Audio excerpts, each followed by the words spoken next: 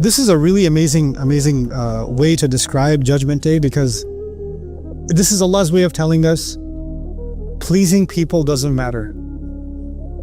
This is Allah's way of telling us that. So many of our decisions are because the family said so. So many, not good decisions, bad decisions. Family said so. The loved one said so. You did this because of your baneen, your sahiba, your akhi, your fasila. Right? And here you have the criminal ready to throw all of them in hell. All of them can go. We have to decide who we worship in the end. I say this without reservation, and I've said this now multiple times, but I think I don't say it enough. The mushrikun worshipped idols. Muslims have their own idols now. We have cultures as our idols. And our cultures have their own list of halal and haram that is different from Allah's list of halal and haram. And when it comes to our culture's halal and haram, we observe it, even if it means violating Allah's halal and haram. Like, you can go against Allah any day of the week, no problem. You don't go against the culture. You don't go against the family system, or you don't go against the expectations in your culture. That's what we've become. These are no different than Lat, Manat, and Uzza, as far as I'm concerned. If you're worshipping them unconditionally, obeying them unconditionally, and you're turning to the word of Allah and saying, no, that comes in second place. I don't know what else. If shirk is not to make an equal with God, or to put something besides God, if that's not it, then I don't know what we're talking about. I don't understand it, you know? And we do this.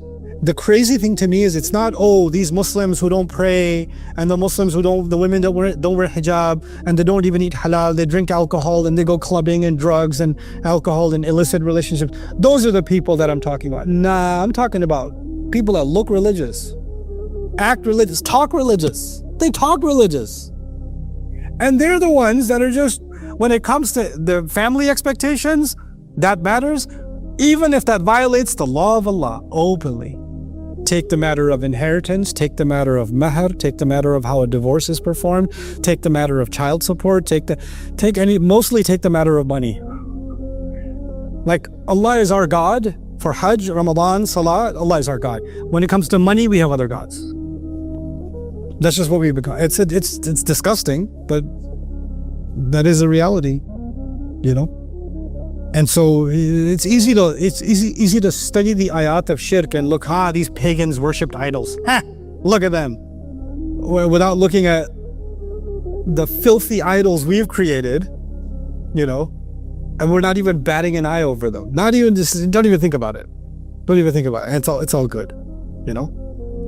وَفَصِيلَتِهِ الَّتِي تُؤْوِيهِ. Now, يود يفتدي بأمه مع شدة تعلق نفسه بها. Ibn Ashur says, meaning a person will want to give away his own mother. Fasila, because literally fasila, the first meaning would be the mother, because you were separated from the mother physically, right? You were in her and you came out of her. Because of the intense relationship that was there with her. إذا كانت تؤويه, when she was protecting him, she was protecting him even in her belly. فإيثار لفظ فصيلته وفعل تؤويه هنا من إيجاز القرآن وإعجازه ليشمل هذه المعاني. And using the word fasila and then using the word awa means to give a refuge inside of a cave. To combine both of these meanings is one of the most beautiful literary constructions in the Quran, where both of these meanings, meaning the one that protected you and you separated from, but even when you separated from her, she put you in another protection. She constantly tried to protect you, and your elders constantly tried to protect you. So you went from one refuge, meaning the womb, to a life of refuge to be found in your parents, right? And so both of those concepts got combined in وَفَصِيلَتِهِ الَّتِي تُؤْوِيهِ. Very, very beautiful. وَمَنْ فِي الْأَرْضِ جَمِيعًا ثُمَّ يُنْجِيهِ وَمَنْ لَهُ فِي الْأَرْضِ, meaning whoever he has on the, Ya Allah, whoever's in the world altogether, I don't care, the entire world's population can go to hell, literally. Just let me go. Guys, please let me go. I offer you the planet. Like, he literally says, baby, no, not good. Okay, the wife, brother, okay, my family, not good. Okay, take everyone, just take everyone. وَمَنْ فِي الْأَرْضِ جَمِيعًا وَمَنْ لَهُ فِي الْأَرْضِ مِمَّا يَعِزُّ عَلَيْهِ مِنْ أَخِلَّاءِ وَقَرَابَةٍ وَنَفَائِسِ الْأَمْوَالِ. Actually, Ibn Ashur even argued here that he's not just offering people, he's offering stuff too. You can take my house now. You can take my money now. I'll sign over the business. I'll do it. So even though it's man is used for people, but man is ashman. So he's saying, وَمَنْ الْمَوْصُولَ لِتَغْلِيبِ الْعَقِلِ عَلَى غَيْرِهِ. It's taghliban, meaning it's mostly referring to people. My friends, you can take my friends. My workers, you can take my workers. My family, take my family. Take all of them. But okay, the people aren't good enough. Why don't you take my stuff? You can have the car. You can have the helicopter. You can have the camels. You can have the horses. You can have the property. You can have the titles. You can have all of it. So he's saying they'll offer whatever they can, you know. لو أن ما في الأرض ملء الأرض ذهبا ولو افتدى به. In Ali Imran, Allah mentions if the earth was turned into gold and he offered the weight of the earth in gold, that wouldn't be enough to be his ransom. Like nothing, none of this is of any value. You see, the sky stopped being what it was. The mountain stopped being what it was. And so the things that used to have value are not what they were now. They have no value. And things that didn't have any value in this world have a lot of value in the akhirah. Good deeds don't have value in this world. Not really. If everybody in your class is cheating and you're not going to cheat, and you got a 70 and everybody else got a 90, what was valued? Cheaters were valued, isn't it? You're the only one who didn't lie on your resume. Everybody else lies on their resume. They got jobs. Who's the only one who didn't get a job? You.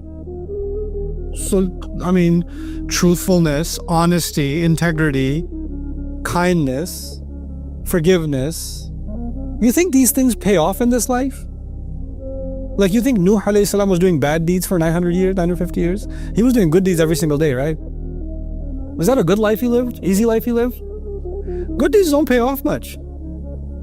Good deeds don't. Fir'aun lived 99% of Fir'aun's life, unless with one bad swimming experience. Right? 99.9% of his life, he's living in the most luxurious crib on the planet. Sin pays. Sin's good life. It pays. Good deeds don't pay. Good deeds actually keep you. In fact, this is the subject of Surah Al-Qalam. People who do good deeds, especially when corruption is open. Yeah? When corruption is open. Because sin is the way to get ahead. And good deeds are a way to stay behind. And Allah will take that formula that seems to work for sinners temporarily, and He's going to flip it on its head. And what does He do on Judgment Day? He's offering all this wealth acquired by sin. All these people that are under this influence by sin, and none of it has any value. And the people that were considered stupid and behind, and they're the ones that are ahead. They're in front of everybody else. You know, the Prophet ﷺ was called insane, right? You ever think about one of the reasons he's called insane has to do with money? When he's calling to Tawheed, he's saying all the idols should be destroyed. You understand that? If the idols are destroyed, the Quraysh lose their affiliation with all the tribes in the region, because all those tribes keep their idols where? At the Kaaba. So they make enemies with all the tribes. They fall into a political problem. Then nobody will come to visit the Kaaba, because the only reason they come to visit the Kaaba is what? For the weather?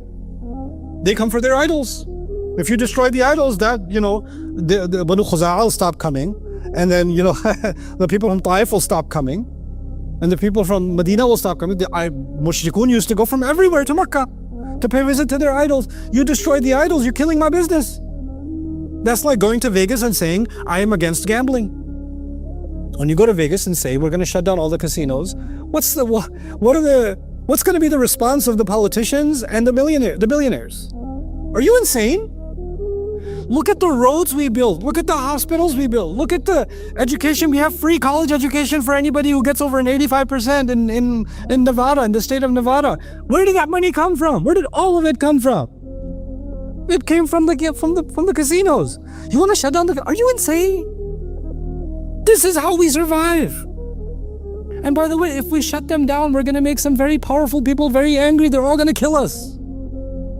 This is insane. So when the Rasul is calling for Tawheed, according to the business people and according to the politicians, that's insanity.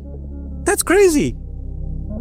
The only thing that matters in this life is power, people under your influence, money. That's what matters. And Judgment Day comes and he says, well, if this is the only currency I know, that's all I can offer. So he says, وَمَنْ فِي الْأَرْضِ جَمِيعًا, and whatever he has underneath,